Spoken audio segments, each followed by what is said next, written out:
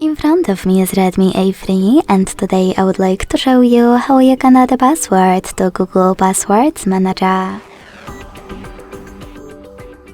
Begin by launching Settings and scrolling all the way down to access Google.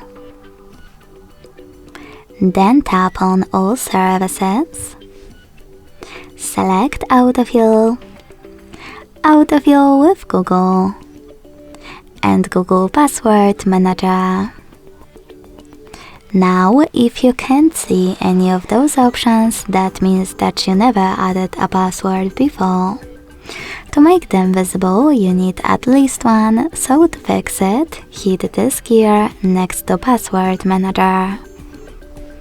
Then make sure that Offer to Save Passwords is on, log into any app and hit Save in Autofill pop-up. This way your password will appear here and you'll be able to add any other one from those settings. To do it now, use this plus next to Search Passwords. Then input any website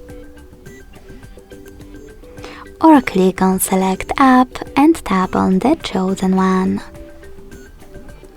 When you finished, enter your username, email or phone number, password,